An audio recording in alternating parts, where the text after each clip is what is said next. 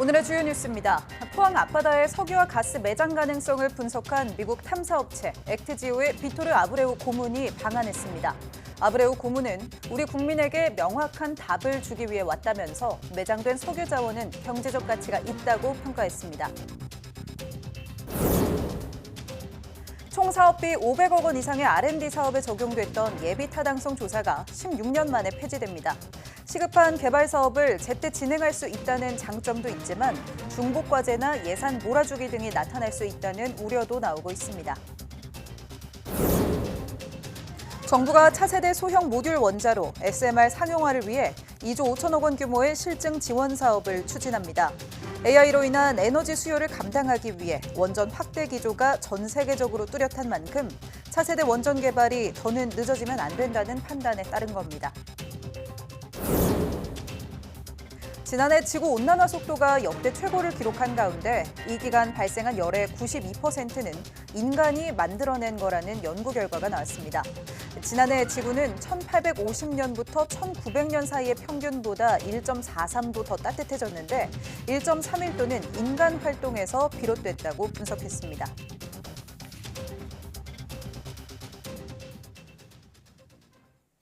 여러분 안녕하십니까? 사이언스 투데이 시작합니다. 경북 포항 영일만 일대 석유와 가스 매장 가능성을 분석한 미국 액트지오의 비토르 아브레우 고문이 매장된 석유 자원의 경제적 가치가 있다고 밝혔습니다. 인천공항을 통해 입국한 아브레우 고문은 매장된 석유의 경제적 가치를 분석했는지 또 높이 평가하는지에 대한 취재진의 질문에 그렇다고 답했습니다. 다만 한국석유공사와의 비밀유지 협약 때문에 자세히 말할 수는 없다고 말을 아꼈습니다. 이와 함께 한국을 찾은 이유에 대해서는 한국에서 많은 의문이 제기됐다면서 이번 프로젝트는 매우 중요하기 때문에 한국 국민에게 명확한 답변을 드리기 위해서라고 말했습니다. 이어 한국석유공사로부터 조사된 광구에 대한 사업성 평가를 의뢰받았고 우리가 검토한 것은 이전에 깊이 있게 분석된 적이 없는 새로운 자료들이라고 설명했습니다. 산업통상자원부는 오는 7일 정부 세종청사에서 아브레우 고문이 참석하는 기자회견을 열고 동해 심해가스전의 개발과 관련한 질문을 받을 예정입니다. 공항에서 취재진과 만난 비토르 아브레우 고문의 말 직접 들어보겠습니다. And then raise a lot of questions in the Korean for the Korean people and the Korean community. So then I come here to discuss with KNOC what's the best way for us to approach this and actually to give better or more clear responses for the Korean people in this very, very important project. Economic values of the oil reserves, and do you highly evaluate them? The answer is yes, but I cannot expand on that. Right, because I'm under confidentiality agreement with KNOC.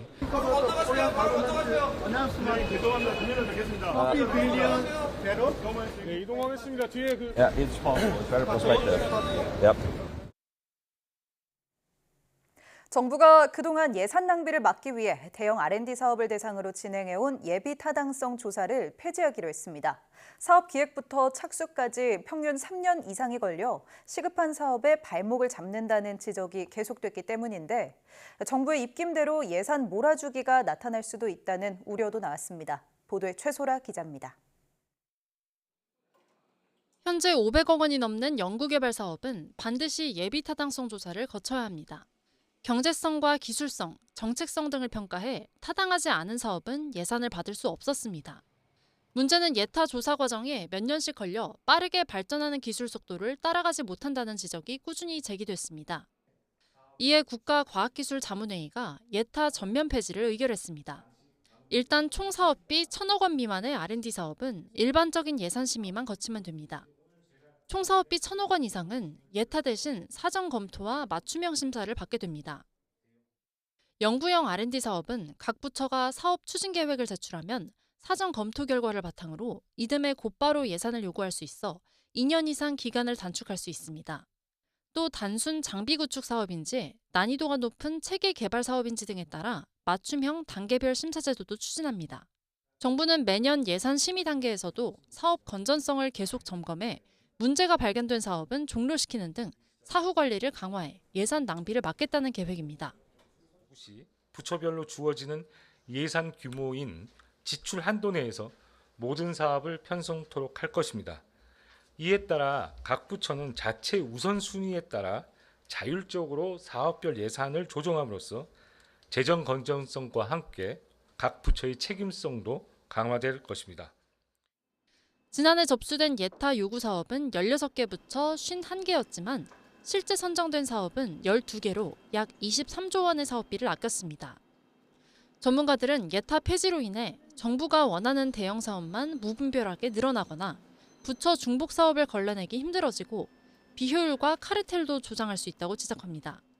관료하고 가까이 있는 연구자들이 탑 다운으로 만들어내는 과제일 가능성이 굉장히 많고요.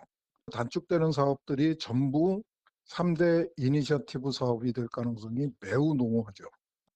정부는 영국의 의견 수렴을 거쳐 올 하반기 중으로 국가재정법 등 법 개정을 추진하겠다는 방침입니다. YTN 사이언스 최소라입니다. 정부가 차세대 소형 모듈 원자로 SMR의 상용화를 위해 2조 5천억 원 규모의 실증 지원 사업을 추진합니다. AI 시대에 급증하는 에너지 수요를 맞추기 위해서는 원전 개발이 세계적인 추세라는 판단에 따른 겁니다. 장하영 기자입니다. 소형 모듈 원자로 SMR은 핵 잠수함의 동력원인 원자로가 민간 발전용으로 진화한 개념입니다. 기존 원전보다 발전 용량이 작지만 더 안전하다는 게 장점으로 꼽힙니다. 정부가 차세대 SMR 해외 시장 개척을 위해 미국의 선진 원자로 실증 지원 사업을 모델로 한 사업을 도입하기로 했습니다. 원자로를 기존처럼 물로시키는 혁신형 SMR은 내년까지 표준 설계를 마치고 2028년에는 인가받을 수 있도록 서두르고 물이 아닌 냉매를 사용하는 4세대 SMR은 2조 원 넘는 돈을 들여 빠르게 사업을 진행할 수 있도록 지원할 계획입니다. 가장 개발 속도가 빠른 소듐 냉각 고속로와 열 생산에 특화된 고온가스로, 빌 게이츠가 회사를 설립한 걸로 유명한 용융염 원자로, 미래 달기지의 전력원으로 유력한 소소형 히트파이프 원자로가 각각 개발 진행 중입니다. 정부는 세계적으로 원전 확대 기조가 뚜렷해졌다며 각국이 대규모 투자를 진행하고 있는 만큼 경쟁에서 뒤처져선 안 된다고 강조합니다. 글로벌 시장에서 공급망에 들어가기 위해서 하는 거고 체계적으로 비즈니스 사업을 하기 위해서는 독자 노형이 필요한데 이번 저희들 지원은 국내 기업들이 독자 노형을 가질 수 있도록 넘어야 할 산은 많습니다. 실증을 위해 실제로 원자로를 지어야 하는데 부지 확보와 건설 허가 절차를 고려하면 정부가 목표로 한 2036년 건설까진 시간이 빠듯합니다. 원전 같은 경우는 어떤 입지 선정 과정에서 주민 수용성, 불확실성이 크게 존재합니다. 그 물량이 다른 타소 전원에게 옮겨갈 수가 있습니다. 정부는 표준 설계 인가를 확보하고도 사업화에 어려움을 겪은 중소형 원자로 스마트의 전철을 밟지 않도록 규제 개발과 기술 개발을 동시에 진행해 기간을 단축하겠다는 방침입니다. YTN 장하영입니다. 장애인 근로자를 돕는 다양한 보조기기를 한눈에 볼 수 있는 보조공학기기 박람회가 성황리에 개최됐습니다. 한국장애인고용공단은 서울 양재동 AT센터에서 사람을 위한 따뜻한 기술이라는 주제로 열린 제19회 보조공학기기 박람회에 지난 4일부터 이틀간 관람객 9천여 명이 참가했다고 밝혔습니다. 이번 박람회에는 보조공학기기 전시관과 체험관 등 모두 131개 부스가 마련됐고 국내외 39개 기업이 참가해 보조공학기기 300여 점을 전시했습니다. 가수 G드래곤이 카이스트 기계공학과 특임 교수가 됐습니다. 카이스트는 5일 열린 이노베이트 코리아 2024에서 G드래곤에게 기계공학과 초빙 교수 임명장을 수여했다고 밝혔습니다. 이번 초빙은 카이스트에서 개발한 최신 과학 기술을 K 콘텐츠와 문화 산업에 접목한다는 취지로 이뤄졌으며 임용 기간은 2026년 6월까지 2년 동안입니다. G드래곤은 학부생과 대학원생을 대상으로 리더십 특강을 진행할 예정이며 카이스트 글로벌 앰버서더로 임명돼 해외 홍보 활동도 하기로 했습니다.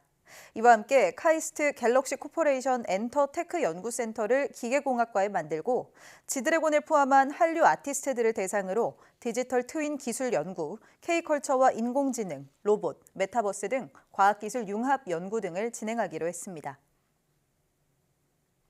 지난 2월부터 누적 우주 체류 시간 세계 기록을 경신하고 있는 러시아 우주 비행사의 체류 시간이 1000일을 넘어섰습니다. 러시아 관영 타스통신은 국제 우주정거장에서 임무를 수행 중인 우주 비행사 올렉 코노넨코가 모스크바 시각으로 5일 0시 0분 20초를 기해 세계 최초로 우주 누적 체류 기간 1000일을 넘기게 된다고 보도했습니다. 코노넨코는 지난 2월 4일 기존 최장 기록인 878일 11시간 29분 48초를 깬 뒤 날마다 본인의 기록을 경신하고 있습니다. 코노넨코는 국제우주정거장에서 지구로 향하는 소유주 비행선에서 냉각수가 유출되는 사고가 발생한 탓에 임무가 연장되며 신기록을 세우게 됐습니다. 누적이 아닌 한 번에 가장 오랫동안 우주에 머문 기록은 1994년 1월부터 이듬해 3월까지 437일간 미르 우주정거장에 머무른 러시아 과학자 발레리 콜리아코프가 보유하고 있습니다. 중국이 인류 최초로 달 뒷면 토양 채취에 성공했다고 발표했습니다. 달 표면에 한문으로 가운데 중자를 새기고 중국 국기 오성 홍기도 펼쳤습니다. 베이징에서 강정규 특파원의 보도입니다. 중국 고대 신화 속 달의 여신에서 이름을 따온 창어 6호. 착륙선에서 기계팔이 뻗어나옵니다.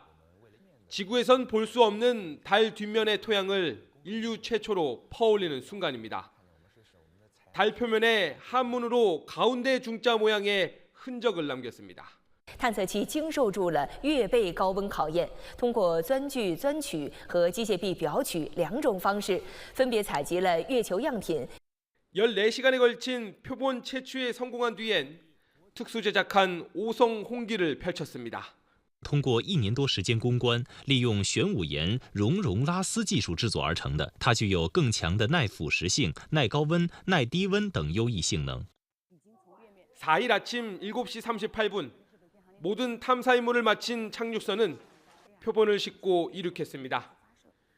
귀환선과 도킹한 뒤 달 궤도를 돌다가 오는 25일쯤 지구로 귀환할 예정입니다. 창어 6호는 달 뒷면 토양과 암석 표본 2kg을 채취한다는 목표로 지난달 3일 발사됐습니다. 2004년 달 탐사에 본격 뛰어든 중국은 2019년 미국을 제치고 최초로 달 뒷면에 착륙했습니다. 2030년엔 달에 사람을 보내고 2035년까지 연구기지도 건설하겠다는 계획입니다. 러시아, 튀르키예, 이집트 등이 동참하는 협력기구 창설도 준비 중입니다. 미국 주도의 국제 달 착륙 계획, 아르테미스와 대립각을 이루며 우주 패권 경쟁 시대에 서막을 열고 있습니다. 베이징에서 YTN 강정규입니다.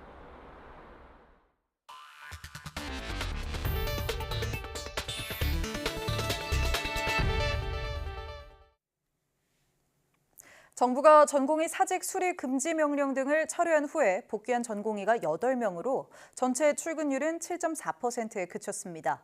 보건복지부는 지난 4일 기준 211개 수련병원에 출근한 전공의는 1,021명으로 전날보다 8명 늘어났다고 밝혔습니다. 전체 전공의는 13,700여 명으로 전공의의 92.6%는 여전히 복귀하지 않은 상태입니다. 또 4일 기준 수련병원 211곳 소속 인턴 중에서 복귀한 경우가 없는 것으로 나타나 출근율은 3.3%로 같았습니다.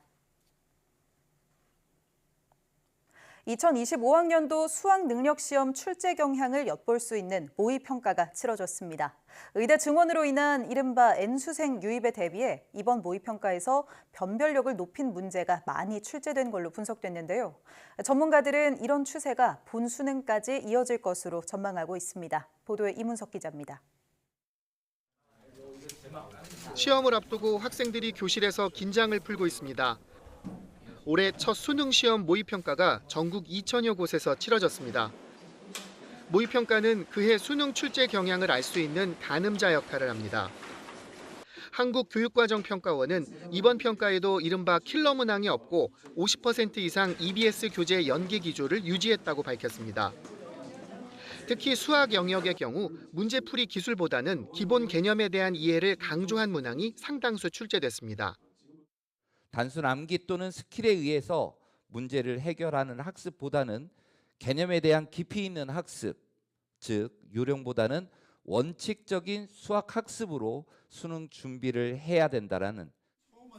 올해는 의대 증원으로 대학을 다니다 다시 수능에 뛰어든 최상위권 반수생이 크게 늘 전망입니다. 실제로 이번 모의평가 졸업생 응시자는 8만 8천여 명으로 6월 모의평가 기준으로 지난 15년 사이 최대치를 기록했습니다.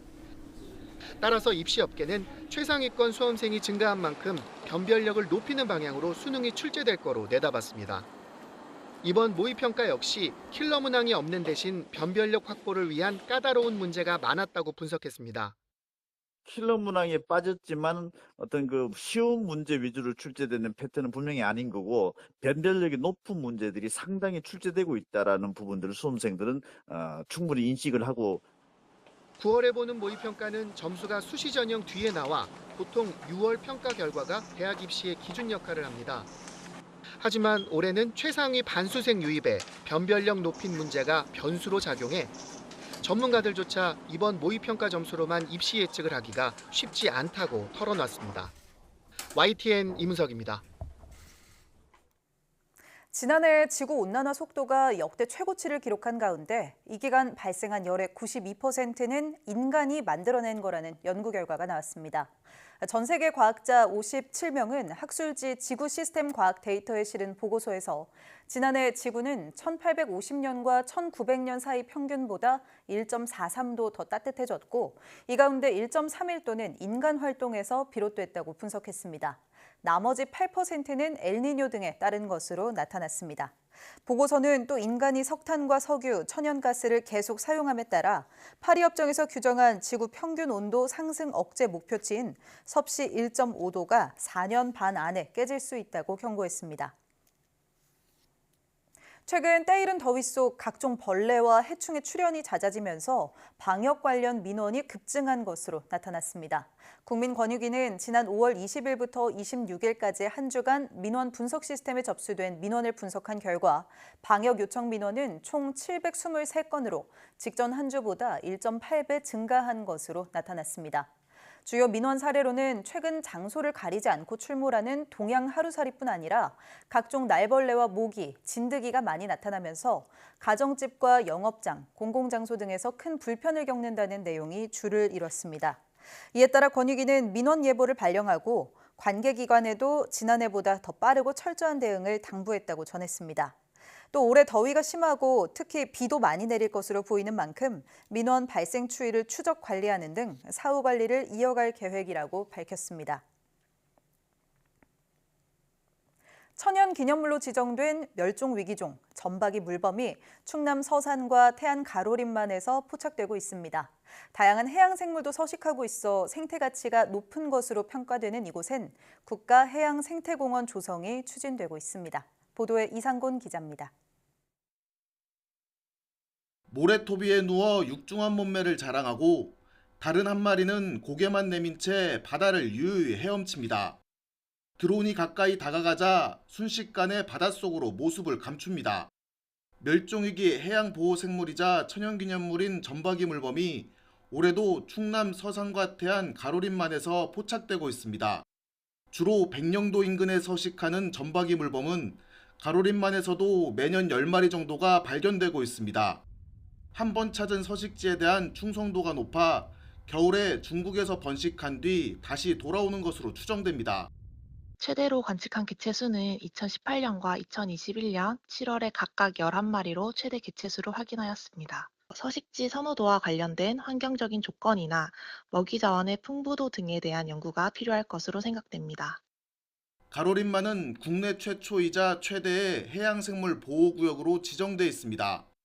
점박이 물범을 유일하게 육지에서 관찰할 수 있고 멸종위기종 등 다양한 해양생물이 갯벌에 서식해 생태가치가 높은 지역으로 평가받습니다. 충청남도와 서산시는 이곳에 국가해양생태공원 조성 사업을 추진하고 있습니다. 정부의 예비타당성 재조사가 통과되면 점박이 물범 관찰관 등을 설치해 해양 생태계를 체계적으로 관리, 보존해 나간다는 계획입니다. 점박이 물범 인공 쉼터를 만들어서 육안으로 쉽게 확인도 가능하고 서식 환경을 개선시켜 나가는 노력을 기울여 나갈 계획으로 있습니다. 가로림만이 점박이 물범 등 다양한 해양생물의 서식처로 주목받으면서 보존 가치를 높이려는 노력이 이어지고 있습니다. YTN 이상군입니다.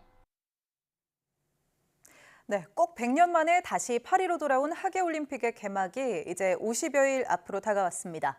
파리올림픽 조직위원회가 사상 최고 수준의 저탄소 올림픽을 목표로 내걸면서 선수촌에서는 에어컨이 사라지게 되는데요. 올해도 기록적 폭염이 예고되면서 걱정하는 목소리가 만만치 않습니다. 보도에 유투건 기자입니다. 파리올림픽 측이 제시한 이산화탄소 배출 목표는 158만 톤. 과거 런던이나 리우데자네이루 올림픽에 비교하면 절반 수준에 불과합니다. 이런 야심찬 목표를 달성하기 위해 경기장의 신축은 최대한 줄이고 친환경 자재나 재생에너지의 사용을 늘렸습니다. The decision not to build, to use 95% of existing or temporary infrastructure. 나중에 임대주택으로 활용될 선수촌의 풍경도 달라졌습니다. 식단의 60% 이상은 식물성으로 채우고 도쿄올림픽에서 사용된 골판지 침대를 보완해 다시 선보입니다. 특히 실내에서 에어컨을 완전히 없애고 대신 선풍기를 배치합니다. 그래도 건물 간 공기 흐름을 촉진하는 설계와 건물 바닥을 흐르는 지하수의 영향으로 실내 온도를 바깥보다 6도가량 낮게 유지할 수 있다는 겁니다. 하지만 각국 선수단 사이에선 우려하는 목소리가 계속 나오고 있습니다. 유럽 전역이 기록적 폭염을 겪은 지난해 파리의 7월 최고 기온은 43도까지 올라갔고 올해는 상황이 더 심각할 수도 있습니다. It can be very hot and miserable as it was in Tokyo during the last Olympics. And that increase in environmental temperature has lots of effects on performance. 이런 가운데 올림픽 특수를 앞두고 파리의 대중교통이나 관광 명소의 이용료는 줄줄이 오르고 있습니다. 지하철 요금은 한시적으로 2배 정도 오르고 루브르 박물관과 에펠탑의 입장료도 각각 20%와 30%씩 인상됩니다. 이 때문에 올림픽 개최국이 막대한 적자에 허덕이는 이른바 올림픽의 저주를 피하기 위해 저탄소를 이유로 비용은 줄이고 수익만 챙기고 있다는 볼멘 소리도 나오고 있습니다. YTN 유투관입니다. 정부가 체중 감량과 근육 강화 등을 내세운 해외 직구 식품 가운데 구토와 탈모를 일으킬 수 있는 위해 성분이 들어있는 경우가 많다며 주의를 당부했습니다. 식품의약품안전처는 5일 지난해 해외 직구 식품 가운데 효능, 효과 표방 제품 1,600개를 검사한 결과 17.6%에 해당하는 281개 제품에서 위해 성분이 확인됐다고 밝혔습니다. 체중 감량, 근육 강화, 성기능 개선에 효과가 있다고 표방한 제품이 많았는데 제품별로 두통, 설사, 구토, 탈모 등의 부작용을 일으킬 수 있는 위해 성분이 포함된 것으로 조사됐습니다. 식약처는 해당 제품들에 대한 통관 보류 조치를 요청하고 해외 직구 식품 올바로 누리집을 통해 반입 차단 대상이 되는 원료나 성분이 포함됐는지 확인해야 한다고 당부했습니다. 중국 온라인 플랫폼 알리익스프레스에서 판매하는 범람그릇에서 유해 물질인 카드뮴이 기준치의 4배 넘게 검출됐습니다. 서울시는 해외 직구 온라인 플랫폼에서 판매하는 식품 용기와 그릇 58개 제품의 안전성 검사 결과를 발표하면서 이같이 밝혔습니다. 카드뮴은 사람의 몸에 들어오면 신장을 손상하고 뼈 밀도와 강도를 낮출 수 있는 유해 물질입니다. 시는 유해성이 확인된 제품에 대해 해외 온라인 플랫폼사에 판매 중지를 요청할 계획입니다. 중국 전자상거래 플랫폼 알리익스프레스와 테무의 국내 이용자 수가 2달 연속 줄어든 것으로 나타났습니다.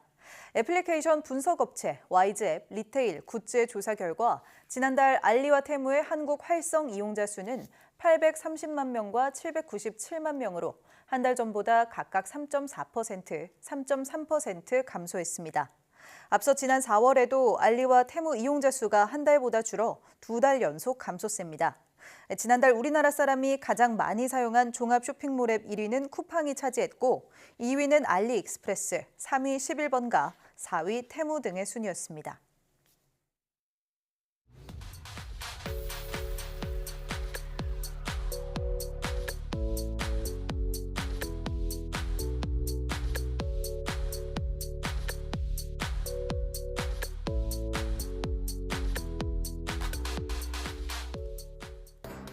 아티스트에서 교수까지 G드래곤의 폭넓은 행보가 화제입니다. G드래곤이 카이스트 기계공학과의 초빙 교수로 임명됐다는 소식 전해드렸죠. 이날 열린 행사에서 앞으로 카이스트의 최신 과학기술을 K문화 콘텐츠, 예술과 접목하는 연구도 진행할 계획이라고 밝혔습니다. 또 올해 하반기에는 7년 만에 솔로 앨범으로도 컴백할 예정이라고 하는데 무대와 연단을 넘나드는 모습 기대해도 좋을 것 같습니다. 뉴스 마칩니다. 고맙습니다.